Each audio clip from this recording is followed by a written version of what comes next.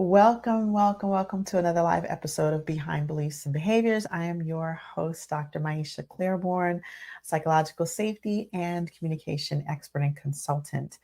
One of the things you know I love is brain behavior and communication, and I am committed to dismantling divisiveness and cultivating connectedness between people so that we can all feel seen, heard, respected, valued, and welcomed.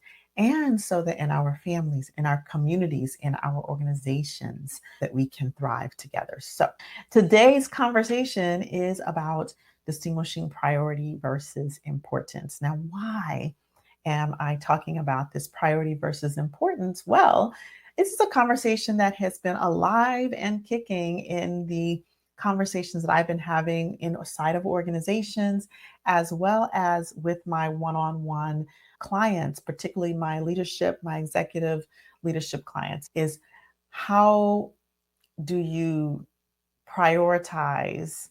How do you distinguish what's important? And how do you know how to prioritize all of the things that you have on your plate? And so, oftentimes, when we think of what's important to us, we sometimes collapse that with priority. But it is what I have definitely seen is that there are things that are important and there are things that are a priority. So, when you think about things that are important, importance is a indication of value. So things that are important are things that hold value for us, right? But the things that are prioritized are tend to be the things that hold urgency with us. So not everything that is important is urgent, and not everything that is urgent is important. And so there is a rubric, a grid that you can begin to look through when uncollapsing priority and importance. And it's also something that you can utilize when you're looking to set certain boundaries for yourself and with other people in your sphere of influence. So let's talk about the four sort of categories here and how you begin to utilize those categories to then prioritize things and put things in their rightful priority in the things that you're trying to get done in your life. So there are those things that are important and urgent, right? So these are the things that hold value, but they also hold a timeline. And these are the things that tend to need to be at the top of the list. All right. And then there are the things that are urgent, but not as important. All right. So these are things that hold a timeline, but they don't tend to hold as much value for you. They're things that you do out of obligation. They're things that usually sometimes related to work. So I will give you an example of something that may be urgent, but not that doesn't hold as much importance. In the home, that may be putting away laundry after washing it. So sometimes, and I've talked to many moms, and I don't know how many parents can relate to this, but sometimes we wash clothes because that's of urgency and importance because we need clean clothes. But once the clothes are clean and they're folded and they're in the basket and they're available, it's not always as important to get them up in the closet in the drawers as it is to wash them and get them folded. And so it's not as urgent, I should say, to do that. Now, is it important? Yes, it's important for many people because guess what? When you're more organized, when your clothes are organized, it makes it easier to pick out your clothes in the morning, not have to sift through a whole basket. But when, but it doesn't hold urgency because it's not something that if it doesn't get done right now, it's going to greatly disrupt your existence. And so that might be an example of something that is important but doesn't hold urgency. Okay, so these may be also deadlines at work. They may be things that are obligatory. They don't hold as much value for you, but you have to get them done, like emails, going through emails and responding to emails, or if you're a business owner, doing outreach to people for to secure your clients or whatever that might be. It may not hold as much as importance, but it holds some urgency. Okay. Now, if we move into things that are they're not urgent, but they're important. These are things that hold value, but they can wait. There's things that don't need to be done in the right now, but they do hold value for us. There may be things that we enjoy doing. There may be things that we tend to sort of inappropriately prioritize because they're important, but they don't have urgency over the things that are urgent and important, or urgent and not as important, right? So then you have this not urgent but important, but then you have the not urgent and the not important categories. And these are the things that we can procrastinate in. These are the things that if because they're not urgent, and they don't hold as much importance, or they don't hold as much value, we tend to procrastinate and put them off until an urgency arises. And so an example of this for me personally is when, at the beginning of the year, I am of the awareness that I'm going to need to have to put together my information for taxes, right? And I pay taxes every year. So I know all of the deadlines for business taxes, for corporate taxes and for personal taxes. And at the beginning of the year, it is one of those things that doesn't hold as much importance and doesn't hold urgency for me. And so what ends up happening is that, I and we get to around the March deadline, and it begins to rise in urgency, even though it's not something that I hold with the utmost importance, right? There are other things that feel more important. And although, don't get me wrong, paying taxes, filing taxes, I should say, is important enough, but it doesn't hold urgency until it does. And so that's one of those things that it's in the not urgent and not important category until the urgency arises. And so when we begin to think of our lives and how we create workability in our lives, we can begin to look at what is urgent and what is important to us, and what do we deem as urgent or non-urgent, and then that is how we look at what gets the higher priority. Now, we also can look at the level of priority, what we say is important to us. We can look at what we say is important to us and the level to which we prioritize it, because sometimes that is different as well. So, oftentimes, we have an idea that something should be important to us, or that we think something is important to us, or we think something is a priority, but our actions will actually give us a clue as to whether something is really important to us, because how we prioritize something, which is the urgency with which we give it, will also give us a communication about whether it really is important to us or not. And so, when I look at, from an organizational standpoint, I look at this thing that I do with psychological safety and trust and communication. And when I speak to leaders about it all the time, they say, "Oh my gosh, this is so needed in our organization. This is so important. This is something that, we all need to create psychological safety. We need all to create trust." And because, we know that workforce, that there's a workforce issue, and we know that there's a culture issue. And so I get this a lot as I talk to different leaders and different either healthcare organizations or non-healthcare organizations. I say, this is a very important issue. So I'm so glad that you're doing this work. So that's the words of, this is important. However, sometimes what I encounter is that while it's important, it doesn't get moved upon because it's not prioritized. So then we have to go and re-examine, well, how important is it really if it's not being prioritized? So maybe it's not of urgency. And is it important or is it not important? There's something to examine in the organization, because when something is important, when it truly is important, then there you begin to put some priority to it, right? You do begin to put priority to it, and you do begin to put and rather than waiting until there's an urgent need, you bring some urgency to it. So again, this is the nuances of priority and importance. So there are things that we say are important, and then there are things that we prioritize. And when we look at this rubric of of urgent and important, urgent and not important, but not urgent and not important, This is how we prioritize things. We prioritize them based on the urgency and the importance. And so when organizations say to me, this is important, it may be important, but it may not be urgent to them. And the way to really create change is if something is important, you bring the urgency.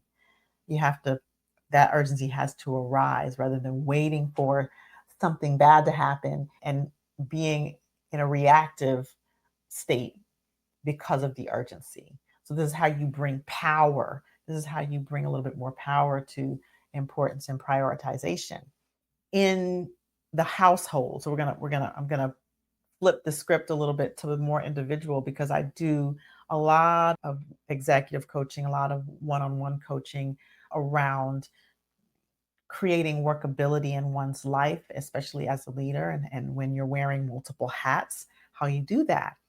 And so when we think about prioritizing the things in our life, when you have so many things that you're overwhelmed, you have to begin to distinguish what's important and what's urgent and put them in those categories.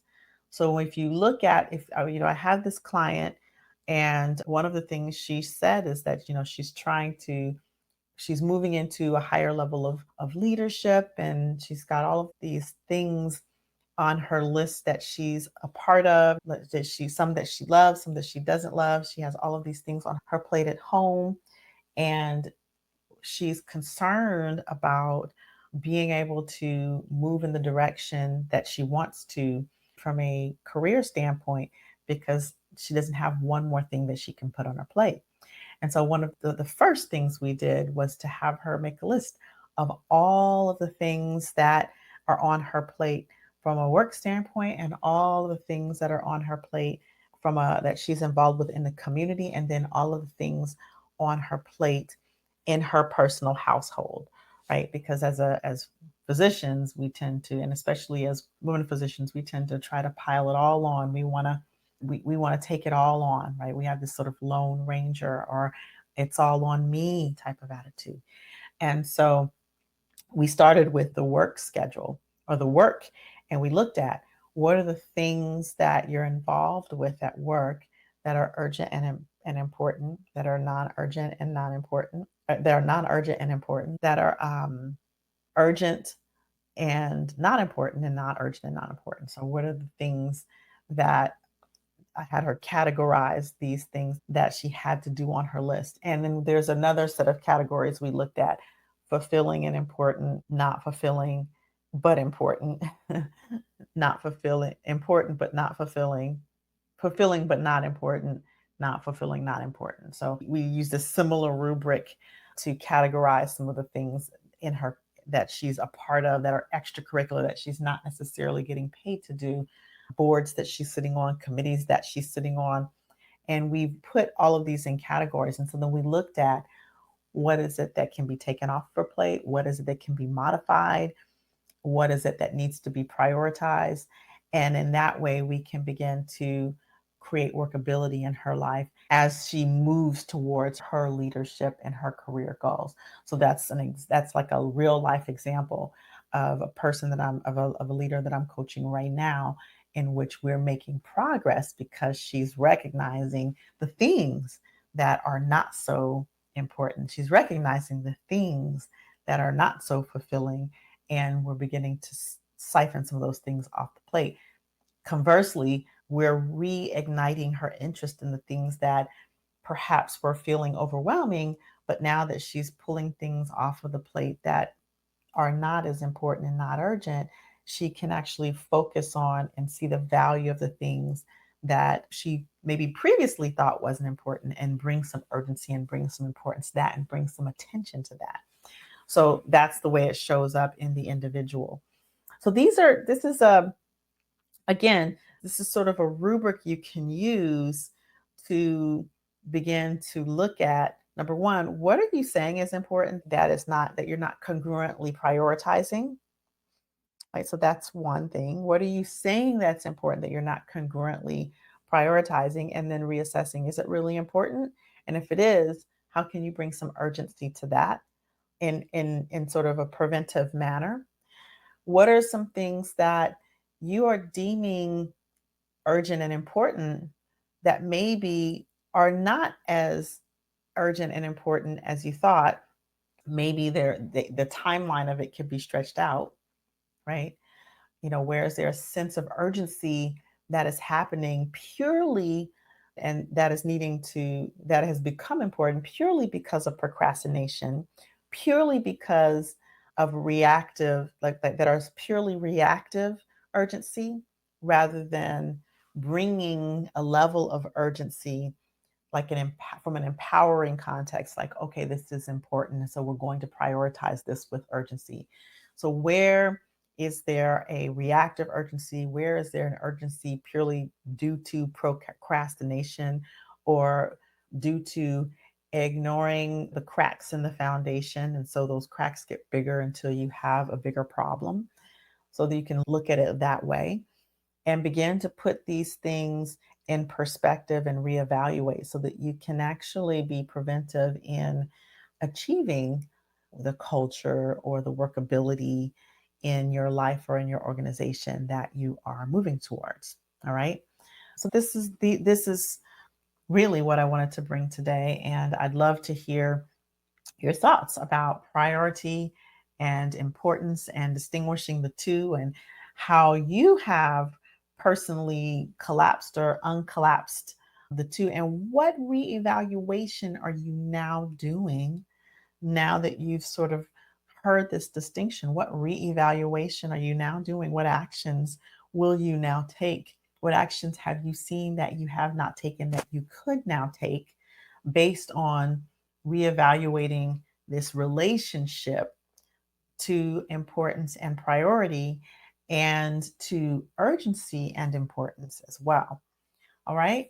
Would love to hear your thoughts about that, and share this episode because I think that there are a lot of people, leaders, organizations, individuals, business owners who collapse this idea of priority and importance, or who have it undistinguished. And when it's undistinguished, then it can create overwhelm, or it can create a misdirected prioritization of things, or a lack of prioritization and a reactive urgency. So share this with a friend, a colleague, a family member. Again, if you want to hear past episodes of Behind Beliefs and Behaviors, you can find it on your favorite podcast platform. We're on Apple Podcasts, Spotify, and now YouTube podcasts. So you can listen via those and subscribe to the podcast that way. And if you are interested in bringing this conversation into, or any conversation around cultivating trust, safety in your organization, please reach out to me. You can reach out to me directly on the platform of which you're listening, or you can reach out to me by email at drmaisha at drmaisha.com and learn a little bit more about the consulting, the coaching, and the trainings that I offer. Speaking of that, I would love to share with you something exciting that's going on coming up on September 12th at the time of this recording. So if you're listening to this live, this is coming up. If you're listening to this on replay, sorry, you might have missed it.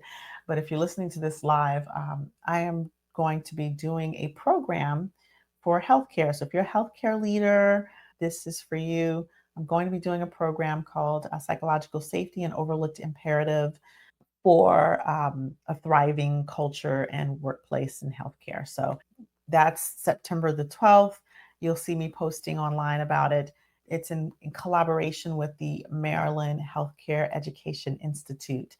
And so I will be posting that link so that if you are, like, if you're a physician, if you're a healthcare leader, if you're a healthcare professional, and this is a conversation that you feel like is important, you can, number one, register, or you can, number two, pass this on to your leadership, and you can do group registrations through the MHEI, the Maryland Healthcare Education Institute. Similarly, in late October, if your organization has employee resource groups and you're an employee resource group leader, I am going to be keynoting at the Global ERG Conference in Charlotte, North Carolina. So I'll be posting more about that coming up, but have some exciting engagements coming up, workshops that I'll be doing in the area. So stay tuned for that. And finally, I have just completed my psychological safety and assessment scoring tool. So if you are wondering, how are we doing in the area of psychological safety and trust in the organization, you can take this assessment. It will score you and it will give you some recommendations. And so I'll make sure that link is also in the show notes and here on the platform as well.